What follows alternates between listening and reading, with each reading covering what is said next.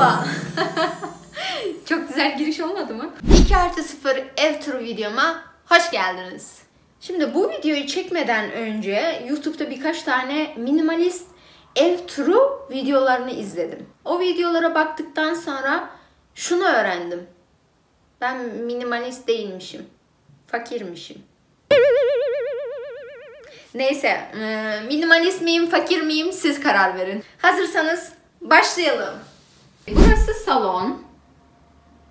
Şu şekilde. Bir de şu taraftan göstereyim.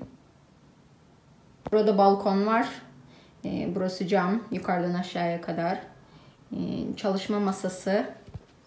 Şöyle koltuk. Böyle de televizyon. Öncelikle en çok merak edilen konuları en başta söyleyip geçeceğim. Burası 2+0. Full eşyalı. Kirası 5000 TL. Aidat 400 TL. Evdeki bazı eşyaları benim. Şöyle düşünüyorum da hangi eşya benim? çok az diyebileceğim kadar eşya benim. Hangisi benim, hangisi evin onu söyleyip geçeceğim. Benim evim full eşyalı. Şimdi öncelikle burası çalışma masası. 2 tane sandalye var.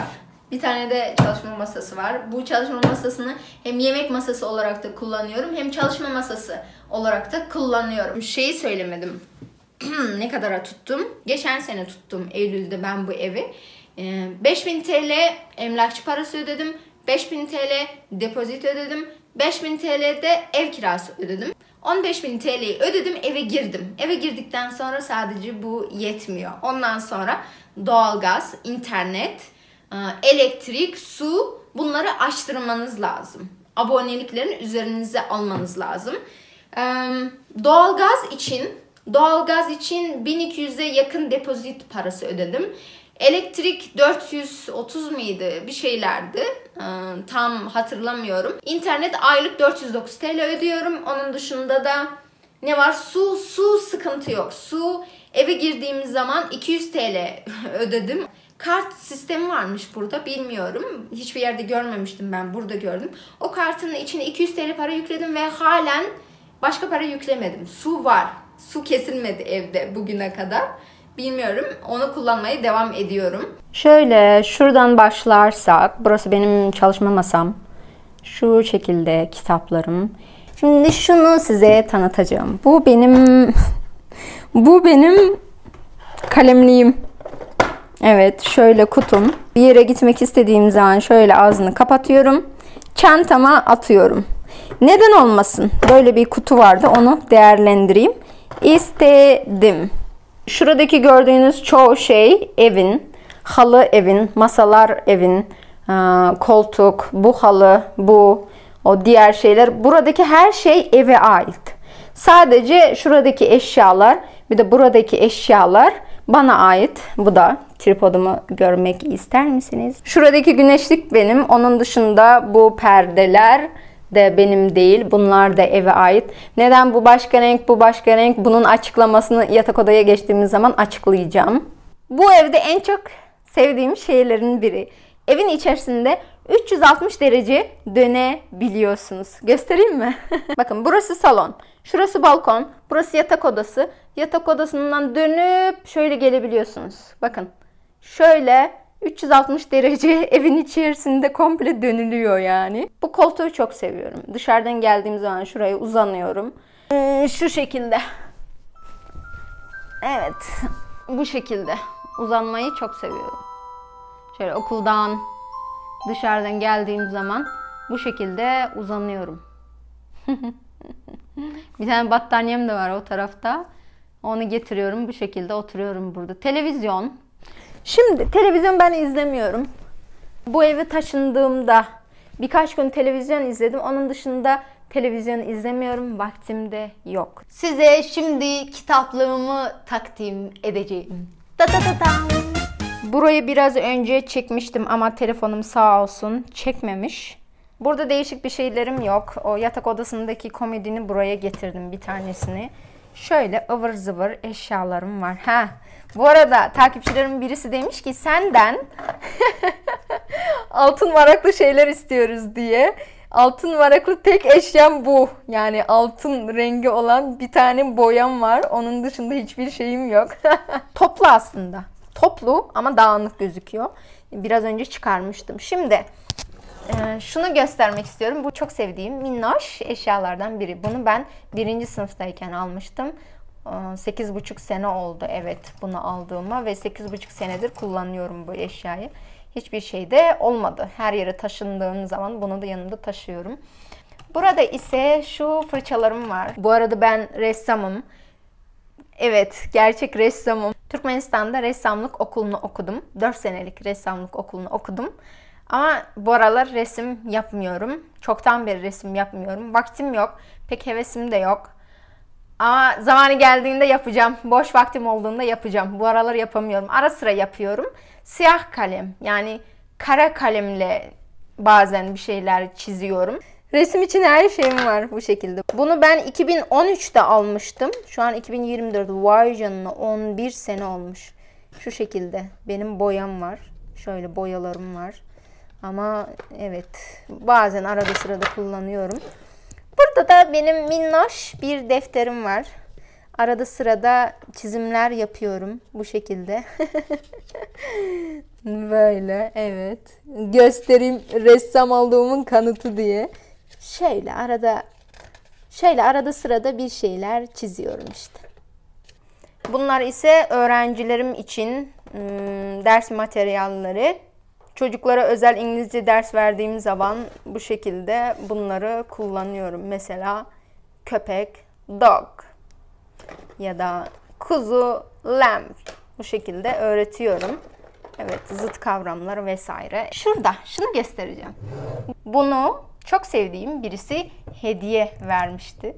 Bunlar Türkmenistan'dan gelen kitaplar. Geçen de yakında annem gönderdi bunları. Kiril alfabesinde yazılan şiirler var. Bu Mahtum Kuli bizim ünlü şairimiz var. Onun şiirlerinin olduğu kitap. Burada Molla Nepes var. Şu şekilde. Şimdi şurada bir şey söyleyip geçmek istiyorum. Buraya alabilir miyim bir kitaplık? Evet alabilirim. Çok da pahalı bir şey değil. Ama bunu sonra evden taşınmak istediğim zaman bu bana yük. Sürekli yük. Ben taşındığım zaman ev değiştirmiyorum. Bazen şehir değiştiriyorum. Şimdi de size balkonumu göstereyim. Sürekli toz oluyor. Evet. Bu yolluk. Dün gece yıkamıştım. Şurada da benim çiçeklerim var. Bu şekilde. Biraz kurumuşlar. Geçen de İstanbul'daydım. O zaman susuz kalmışlardı. Saksılarımı beğendiniz mi? Burası yatak odası. Şimdi de yatak odasına bakalım. Bu şekilde. Ses nasıl gitti gördünüz mü? Böyle yatak var 2 kişilik. Çok seviyorum. Buradaki komodini salona aldım. Kitaplığımı koydum demin dedim. Burada da bir tane komodin var. Yani bu kadar derli toplu olduğuna bakmayın. Ben bu kadar derli toplu değilim. Ama tabii video çekeceğim diye düzenledim burayı. Bu battaniyemi ben 2016'da almıştım. 8 yıl oldu. Evet. Şimdi şu bir tane yastık. Her şey bir tane bu evde. Bir tane battaniye, bir tane yastık. Bir tane bu ne ismi? İsmi ne bunun? İsmi. Bulamadım. Yatak eve ait. Battaniyeler benim. Bu çarşaflar, yastık benim. Dolap da eve ait. Dolabın içindeki eşyalar bana ait. Bu perde eve ait. Bu perde bana ait. Böyle notlarım var. Benim giysilerim bu kadarcık. Yani gerçekten. Şurada işte çarşaflar vesaire şeylerim var. Bu evde giydiklerim. Pantolon vesaire. Burası da hem böyle evde hem dışarıda giydiklerim. Bu kadar benim eşyalarım. Şu yukarıda da bir şeyler var. Tamamdır. Burada atlet vesaire ıvır zıvır şeylerim var. Yani bilin ki gösteremeyeceğim şeyler var. Göstermiyorum o yüzden. Ben bütün evi neredeyse gri yaptım. Bunlar hepsi gri. İşte bu salondaki krem rengindeki perdeler buradaydı. Griler ise salondaydı. Neden bu grileri buraya aldım? Hem yasakla uyumlu olsun diye hem bazen ben gececi olduğum için gece ders çalışıp sabaha doğru uyuyorum. Sonra sabahleyin hemen aydınlık oluyor odanın içi. O perdeler güneşi engelleyemediği için bu perdeleri buraya aldım. Ne demişim? İstediğim hayatı yaşayabilmem için çok çalışmam gerekiyor. Evet. Çok çalışıyorum. Çok. Evet. Vakit geri gelmez güzelim. Değerini bil ve dikkatli harca. Kimseye harcatma. Buraya yazdım. %100 uyguluyorum. Evet. Burası giriş. Yani mutfak. Burada yatak odası. Burada salon. Burada da tuvalet banyo var. Evet efendim. Burası giriş. Hem mutfak. Evet. Hem de burada dolap var. Neydi bu? Portmanto. Evet. Burası portmanto. İsmi öyle olması gerekiyor yanlış hatırlamıyorsam. Buzdolabı. Çöp. Çöp. Evet, gerçek çöp. Çünkü bu şeye gidecek. Geri dönüşüme gidecek. Tümüyle kağıt ve karton var. Buranın vatandaşı olmasam bile doğanıza bile zarar vermiyorum. Tamam? Şimdi efendim size buzdolabımı göstereceğim. Öncelikle sizden gerçekten özür dilerim. Hani ekonomi bu haldeyken benim burayı açıp içindekilerini size gösteriyor olduğumdan dolayı gerçekten kendimi mahcup hissediyorum. Çünkü burası inanılmaz derecede dolu. Annem bana sürekli et gönderiyor ve ben de yani çok seviyorum eti ve tavuğu da çok seviyorum. O yüzden tavuk bonfile, tavuk kanat, but, her türlü hani paramı özellikle ete yatırıyorum. Sürekli burayı dolu tutuyorum. Çünkü ben eti çok seven bir insanım. Hazır mısınız? Gösteriyorum. Ta ta ta tam. Yani gerçekten bu etler için sizden çok özür diliyorum. Evet, bu gerçek dondurma. Sizi tek hayal kırıklığına uğratmayacağım şey bu. Şimdi buzdolabımın alt kısmını takdim ediyorum. Böyle. Evet, mayonez, süt, yumurtalar. Gece gündüz yumurta yiyorum. En son kanat açıp uçacağım. Yani söylememe gerek yok. Zaten her şey var. Yani bu kadar. Çok zengin. Gördüğünüz gibi çok zengin. Hani her şey var maşallah. Yani meyveler, sebzeler, her şey var. Bu arada meyve sebzem bitti. Evet, alıyorum ama bitti. Evde yemek yapmıyorum. Yemek yapmayı sevmiyorum. O yüzden de dışarıdan beslenmiyorum. Yemekhaneden yemek yiyorum. Çünkü çok ucuz diye. Evet, evde yemek yapmıyorum. Sadece böyle kahvaltılık bir şeyler yiyorum. Onun dışında okula gidip hafta içi yemekhaneden yemek yiyorum. Hafta sonu da BİM'den ıvır zıvır şeyler alıp atıştırıyorum. Bu kadar. Evet, mutfağımı göstereyim size. Bu şekilde. Burası ocak. Övünüyormuşum. Elektrikli çalışıyor. Elektrikli çalışıyor. Mutfakta sevdiğim şeylerin birisi de bu ışık. Çok seviyorum bu ışığı. Evet, ışık güzel ama bu aspiratör, yani bu kadar sesli olan aspiratör çalışmıyor. Yani ben bundan daha iyi üfleyebiliyorum. Şunu göstereceğim. Bu tefal. Bilmeyenlere. Hem altında suyu kaynatabileyim hem üstünde çay demleyip içebileyim diye bu şekilde aldım. Çaydanlığım yok. Bu eve baktığınız zaman hiçbir şey yokmuş gibi gözüküyor ama her şey var. Mesela çakmak. Evet, lazım, var. Meyve bıçağı, normal kesme bıçağı. İşte çay kaşığı, tatlı kaşığı, yemek kaşığı, çatal. Yani bu kadar. Ya fazlasına gerek yok. Bu kadar. Bu kadar eşya. Yeterli. Bunları atmıyorum. Klips olarak kullanıyorum. Evet. Bir yerlerden bir şeyler geldiyse onları da atmıyorum. Zaten bibere alerjim var. Misafir falan biber isterse diye tutuyorum. Zaten bu eve taşındığımdan beri misafir de gelmedi. Burada hiçbir şey yok ama yine her şey var. Çöp poşeti. Normal poşetler. Bakın bu tuvalet poşeti. Bu çöp poşeti. Bu da buzdolabı poşeti. Bu kadar ya. Bu kadar. Bunlar da oradan buradan gelen poşetler. Bu kadar. Her şey var ama hiçbir şey yok. Tepsi var. Bu tahta var. Evet. Sonra da şöyle tavam var bir tane. Bu da yağ sıçratmaması için. Cezvem var. Sonra şöyle saklama kaplarım. Bunu pazardan 10 TL'ye aldım. Mesela makarna için kullanıyorum bunu. Bu da patates haşlamak için, yumurta haşlamak için kullanıyorum bunu. Orada da tava var. O gitmedi, o şeyler de ki kir değil ama sadece lekesi kaldı. Orada da ara sıra yumurta pişiriyorum, yumurta kavuruyorum. Bu kadar yani. Şimdi efendim size bulaşık makinemi takdim edeceğim. Burada. Evde bulaşık makinem yok. Ama şu can kurtaran şey var. Bu arada ben Aksaray'da yaşıyorum bilmeyenler için. Şimdi size önemli bir şey göstereceğim. Umarım şuradan gözüküyordur. Bakın. Gözüküyorsa. Görüyor musunuz şu lekeleri, kireçleri? Şurada daha iyi göstereyim. Daha iyi gözükür. Şöyle.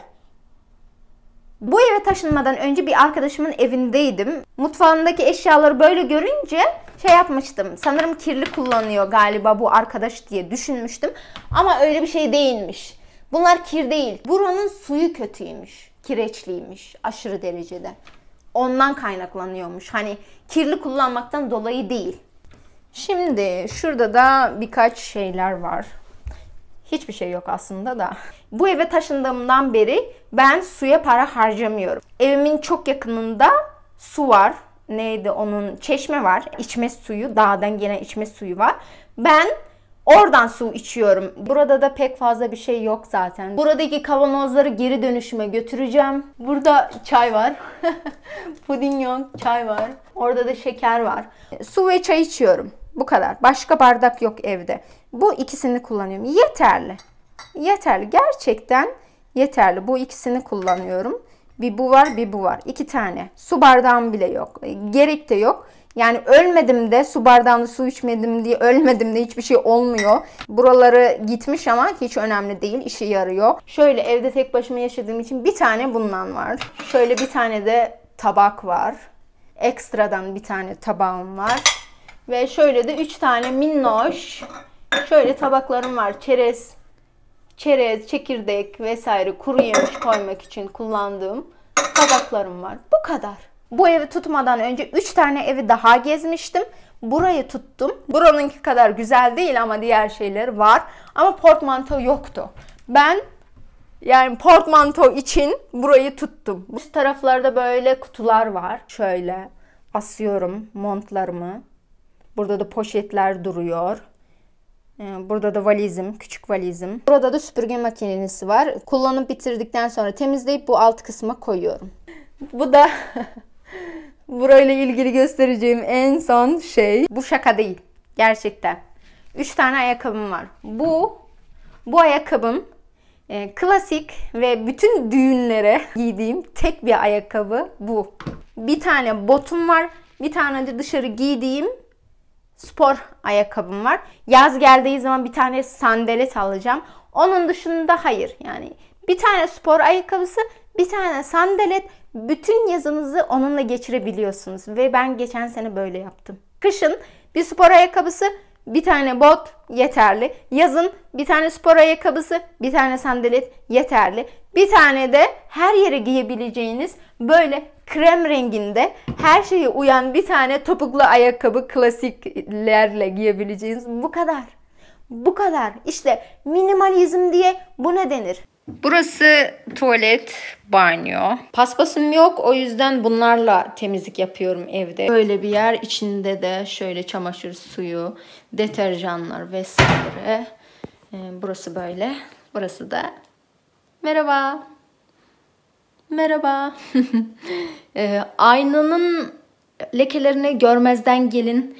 Ne kadar temizlesem de burası böyle kalıyor. Hiç temizlenmiyor sudan dolayı. Şimdi şurada da bu şekilde ıvır zıvırlar var.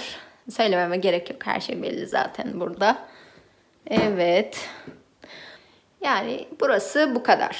Çamaşır makinesi eve ait. Onun dışındaki bütün ıvır zıvırlar bana ait. Şimdi bunları nereden aldım? Japon pazarı, Japon pazarı, Japon pazarı. Peçeteyi buraya koyuyorum. Peçetelik almadım. Şurada da havlularımı astığım yer var. Bu da benim tripodum. Şöyle ışık veriyor. Bu evi tutarken şu arka plandaki bu mavi rengiye aşık olarak evi tutmuştum. buna kanarak tuttum ama dikkat etmediğim birkaç tane hususlar varmış.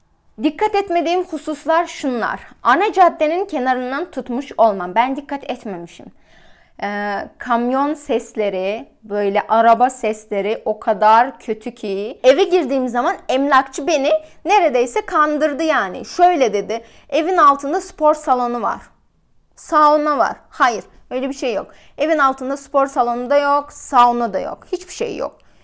Var olarak gözüküyor ama açılmamış. Bu eve giren herkesi böyle kandırarak eve alıyorlarmış. Diğer komşularıma da sorduğumuz zaman evet herkes öyle dermiş ama yok. Bu evin altında o spor salonu yok. O yüzden ev tutarken dikkat edin, emlakçılara kanmayın. Güzel tarafları da var. Evet, full eşyalı güzel. Evet, şey alıyor, güneş alıyor ev, orası güzel. Ama kötü olan bir şey, ben bu eve taşındıktan bir ay sonra yan tarafta inşaat başladı.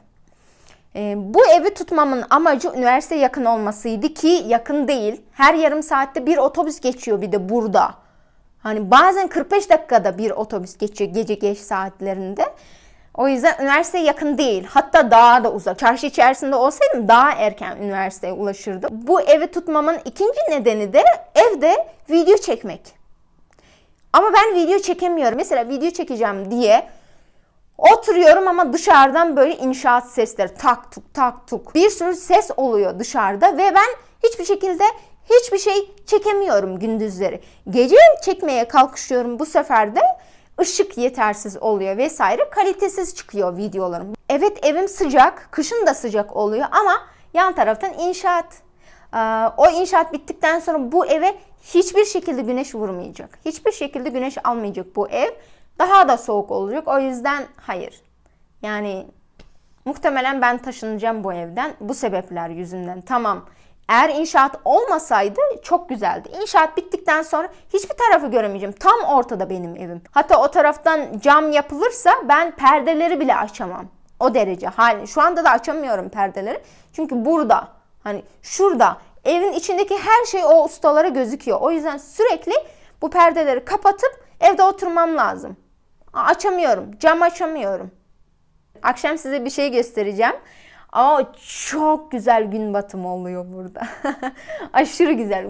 Güneş şu taraftan doğuyor, bu taraftan batıyor. O kadar güzel ki anlatamam. Evet, bulutlar olduğu için gün batımını göremedik. Merak etmeyin, şuraya eskiden çektiğim gün batımı videosunu koyacağım. Evet efendim, bu videom buraya kadardı. Şimdi fakir miymişim, minimalist miymişim? Yorumlara yazmayı unutmayınız. Videomu izlediğiniz için de çok çok teşekkür ederim. Bir sonraki videolarda görüşmek üzere. Hoşça kalın.